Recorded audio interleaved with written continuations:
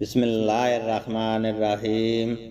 عاصم بن قاسم ابو نضر نے کہا، ہمیں سلیمان بن مغیرہ نے ثابت کے حوالے سے یہ حدیث سنائی۔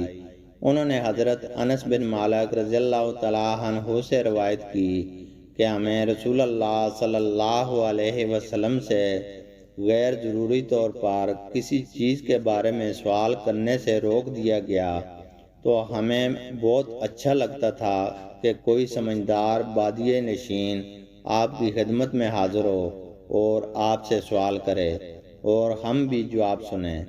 چنانچہ ایک بدوی آیا اور کہنے لگا، اے محمد صلی اللہ علیہ وسلم، آپ کا قاصد ہمارے پاس آیا تھا۔ اس نے ہم سے کہا کہ آپ فرماتے ہیں اللہ تعالیٰ نے آپ کو رسول بنا کر بھیجا ہے۔ آپ نے فرمایا اس نے سچ کہا۔ اس نے پوچھا آسمان کس نے بنایا ہے؟ آپ نے جواب دیا اللہ نے۔ اس نے کہا زمین کس نے بنائی؟ آپ نے فرمایا اللہ نے۔ اس نے سوال کیا یہ پہاڑ کس نے گاڑے ہیں اور ان میں جو کچھ رکھا ہے کس نے رکھا ہے؟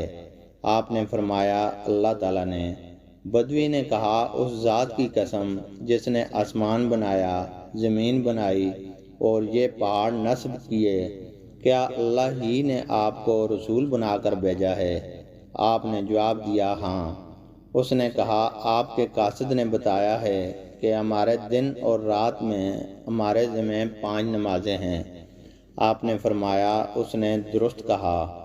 اس نے کہا اس ذات کی قسم جس نے آپ کو بھیجا ہے، کیا اللہ ہی نے آپ کو اس کا حکم دیا ہے؟ آپ نے جواب دیا ہاں۔ اس نے کہا آپ کے الچی کا خیال ہے کہ ہمارے ذمہ ہمارے مالوں کی زکوٰۃ ہے؟ آپ نے فرمایا اس نے سچ کہا۔ بدوی نے کہا اس ذات کی قسم جس نے آپ کو رسول بنایا، کیا اللہ ہی نے آپ کو یہ حکم دیا ہے؟ آپ نے جواب دیا ہاں۔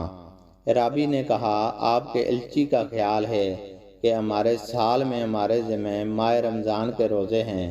آپ نے فرمایا اس نے صحیح کہا۔ اس نے کہا اس ذات کی قسم جس نے آپ کو بھیجا ہے، کیا اللہ ہی نے آپ کو اس کا حکم دیا ہے؟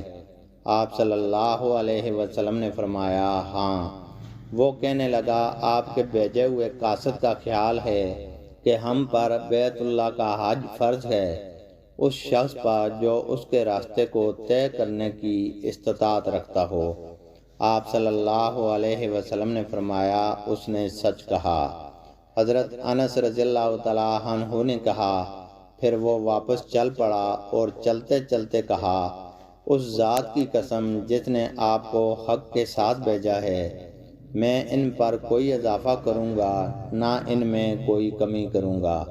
اس پر نبی اکرم صلی اللہ علیہ وسلم نے فرمایا اگر اس نے سچ کر دکھایا تو یقیناً جنت میں داخل ہوگا۔ اللہ تعالیٰ سے دعا ہے کہ وہ ہمیں قرآن اور حدیث کو سننے، سمجھنے اور اس پر عمل کرنے کی توفیق عطا فرمائے، آمین۔